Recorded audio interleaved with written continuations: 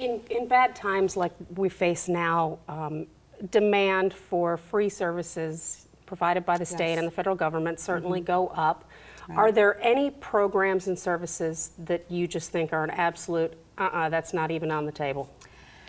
Most of the programs that we do for people who are poor, they are largely federally funded. So we are the administrators of these programs. With the exception of TennCare. TennCare, we pay a portion of TennCare. The federal government pays a portion of TennCare. TennCare has really changed. It's nothing more than the Medicaid program now. And if you are an enrollee in TennCare, because you're poor and you don't have insurance, the basic TennCare has now gone to 8 doctor's visits a year instead of unlimited. No longer unlimited, it's 8 doctor's visits a year. Now, should you become chronically ill, there are waivers that people can get into if they become chronically ill or seriously ill. So the TennCare program has changed. 8 visits a year. We are hearing from people they don't like that. They don't feel that that's enough. Of course, for children, it's different. It's more than that. But most of those other programs that we administer, they are federal money. So, do you find at times like this you need to look at raising our contribution to TennCare? Because the demand's got to be going up with people losing jobs. Well, that is something that they look at in the budget, and we literally budget for how many slots do we have. You'll recall that in November, Cover Kids stopped enrollment because we had budgeted X amount of money for the Cover Kids program. We got to that threshold. We could not literally take one more child or we would be over budget, so we had to stop enrollment for Cover Kids. Well, you know what, that subsided a little bit, thank goodness. That subsided a little bit, and now they are enrolling children in Cover Kids again. Maybe we've hit the maximum, I don't know, but we didn't have to make any changes other than that, so. Let's talk a little bit about higher education. Prior to the regular legislative session, there was a special session on education. One area of concern changes to the higher education systems in Tennessee. Can you give us a brief summary of that legislation?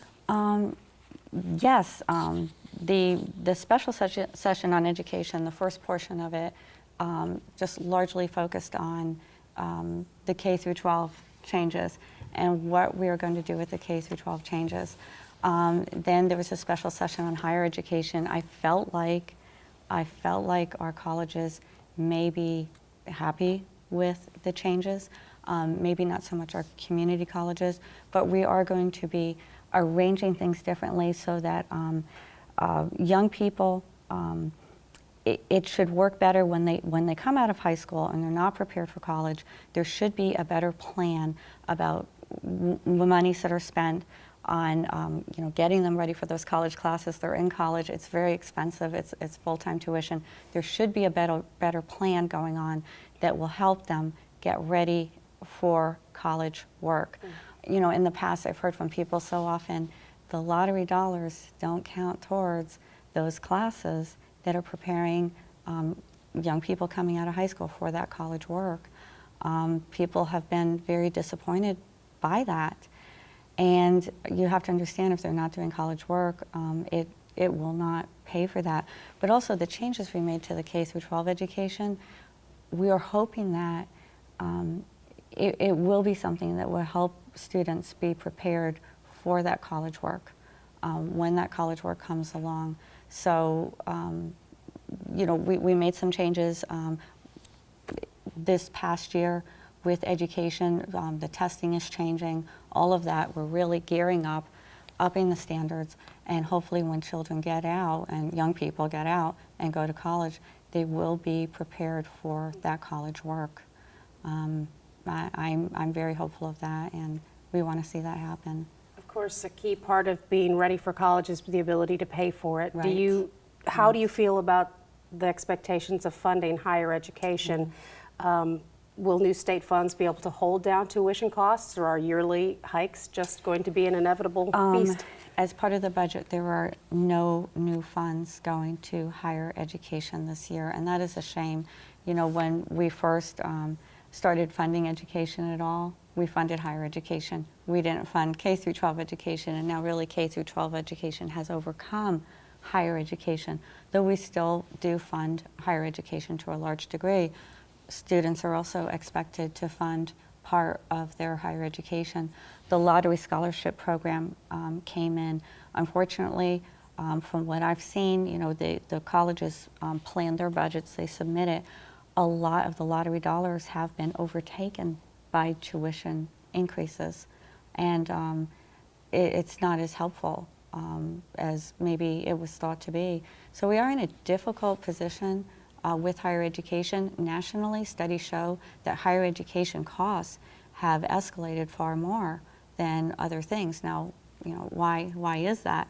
That's something that our education committee in the House is looking at to try to figure out what is happening here with higher education. Why are these costs going up so much more than other sectors of the economy? And we really have to, you know, they are looking at that, figuring out why is this happening in Tennessee as well. So. Well, as far as K through 12 education, the other focus of the special session concerned this. There were changes made to teacher evaluation and how so-called failing schools are managed. What are your Right. thoughts on this?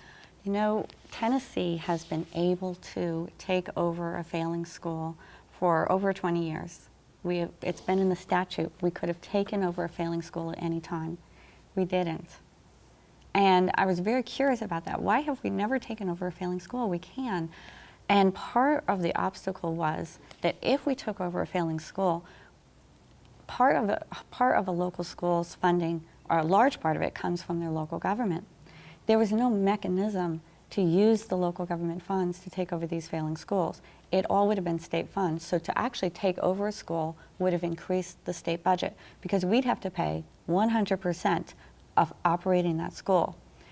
What we did with this education reform that we just did, and it was actually an amendment at the last minute that made me vote for the bill, was we finally put a mechanism in place where we can take over a failing school and use the local funds to fund that school.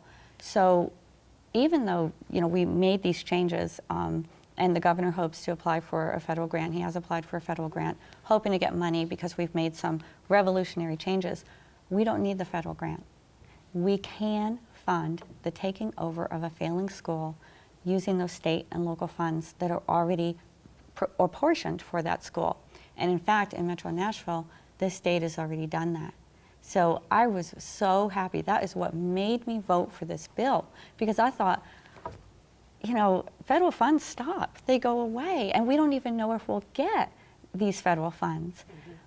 This is not something that we can just keep going along and saying we're going to take over a failing school and never do it. So putting that funding mechanism in place is what made me vote for this bill, because we don't need the federal funds, we can do it without them, and we are doing it now that the legislation is passed. Extremely, extremely important, and I'm so happy for that.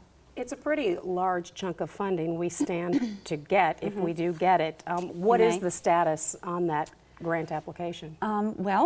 Tennessee submitted our grant application just days after the bill was passed, and there's 4 categories for the grant. Now, this was what had to happen. States are competing against each other.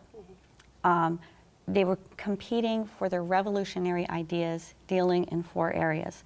And those 4 categories are enhancing standards and assessments, improving the collection and use of data, increasing teacher effectiveness, and achieving equality in teacher distribution, and turning around struggling schools. It sounds pretty broad. That's because they wanted creativity. They wanted states to be innovative. So we passed our legislation, which it had a number of other components, by the way. That was just one of the components that I talked about. We passed our legislation and tried to make it innovative. And right now, Tennessee is one of the finalists. There were 16 states in the running. Tennessee is one of those 16 states. Now, the other states are pretty stiff competition. We've got Colorado, Delaware, the District of Columbia, Florida, Georgia, Illinois, we're the president's home state, Kentucky, Louisiana, Massachusetts, New York, and North Carolina, Ohio and Pennsylvania, Rhode Island, and South Carolina. So we've got some really stiff competition there, but Tennessee's application was really seen to be very innovative. We weren't told what to do. We were just told the areas to create some innovation in, and that's what we tried to do.